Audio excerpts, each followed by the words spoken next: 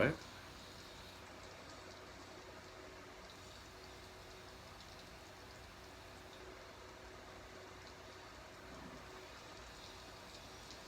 Earl and Bethany. You nasty. I told my mom that you would pick up my box of stuff after we got off of work.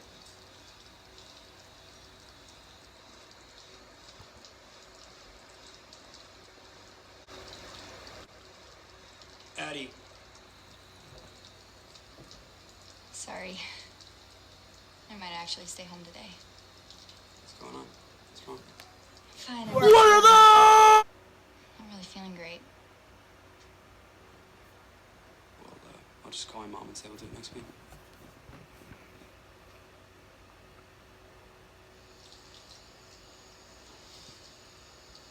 Don't touch Bethany. Don't touch her. Me too. We don't touch Bethany. You're in. It's like, no. Well, I'm trying to fix the audio. Can't really hear.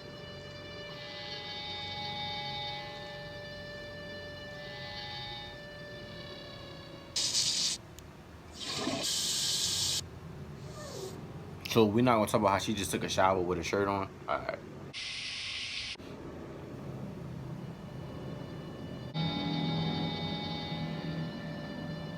Well, that's a pimple. You got a little pimple in the back. Yeah, shorty. Oh. What is that? What the fuck is that? You don't slap a band-aid on that. You need to go to the hospital. 911. The band-aid's in your hair. Nobody pick. Alright. Okay, I might have just been the only one with eyes. That's crazy.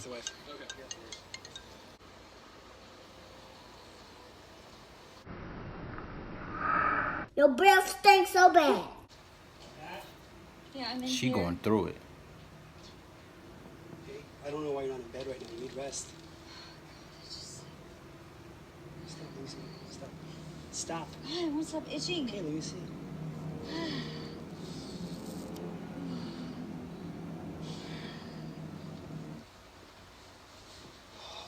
Jesus, Ed. You brought me home for this?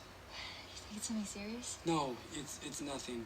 Stop. That's not the way it looked the other some time ago. You want.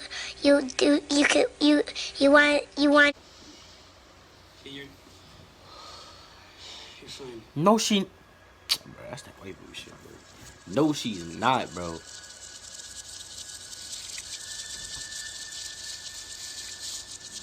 Oh, that's making me itch. What the fuck is this? Got me itch.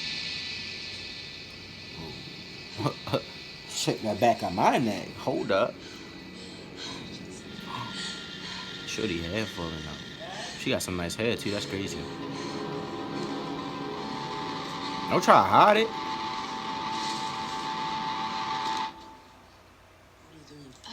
Tell a nigga your hair falling out. I couldn't sleep, so I was gonna take a hot shower. That'll knock you right out, no cap. Hurry up. Cool little heat on your body. That'll knock you out Like that.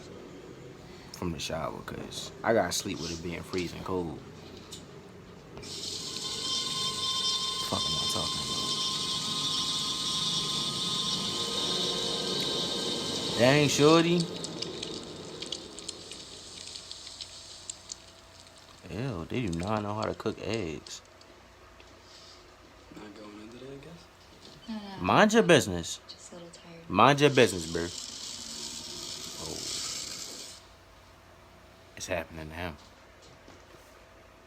How's the itch? The what? The itch. That's the title. Oh, yeah. It's okay. Good. Yeah, like I said, the best thing for that is just leave it alone and it'll go away. You are really dumb. She ain't wear no hoodie this whole film or whatever, and he see her with a hoodie on. He has nothing to say about it. Alright, them damn eggs look about plain.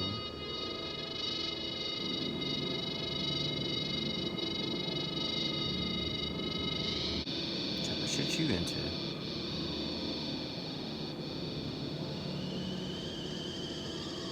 Shorty. Go get that water. Clean your stove. I saw that little speck. Clean your stove.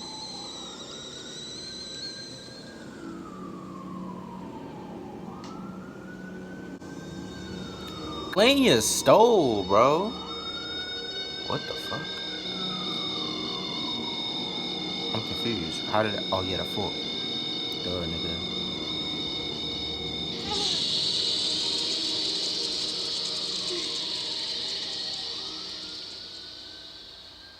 I'm not crazy. A little bit. I want to see it. No, take the bandage. I want to see what that look like. Can't help it. It's unbearable. That shit turned orange. Was it self-inflicted? Hell yeah. I tripped and fell. Had any episodes like this before? Nah, last Thursday. That was it. Oh, he got the itch. How you scratching with no nails? Addie, you understood the itch. That shit was like all nubs. You ever had any suicidal thoughts? Nah, she ain't suicidal. She just a little To be weird. honest with you, I can't find anything wrong with it. Bro, his breath probably... It smell like tin cans of bounce that ass. That's what it smell like. Bounce that ass. I need some rest. A couple of days, the symptoms should clear up. If they don't, then I'm going to be medical. Bro, she telling you she got an itch. Why do you keep scratching yourself in front of her? You're making her want to itch. Why is everybody scratching? It's something in the air. Gotta be.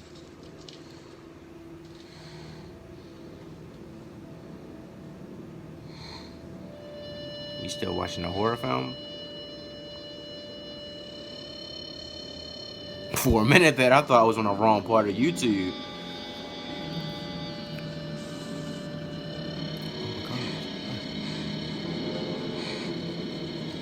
Alright. Wait. Oh, wait. This look like he's scratching, bro. Oh my god.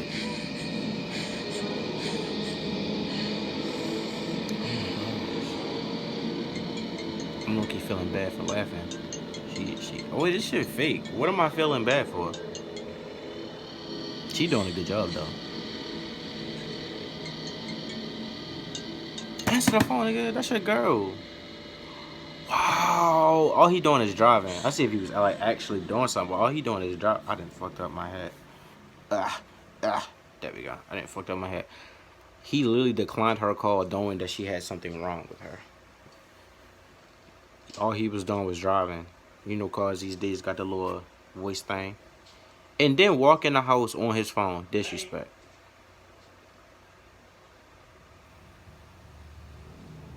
Bloody rugs. Don't act like you give a fuck. Oh, what is she, a devil? What was that? Demonic creature. Lights out.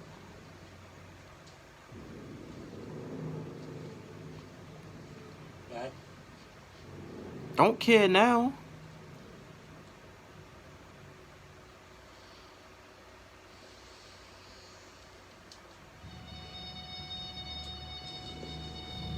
I couldn't do that. That's too much blood. I couldn't do that. I see that. I see no body. I'm not walking in there. Oh, it's skin. Oh my fucking days. It's ants on the shit. They having a good ass time. What the fuck is wrong? Whisper it to you. Whisper it to him. Whisper it to them. It all started here, Lee. Better knock her skinny ass down. Help me! Help me! Nigga!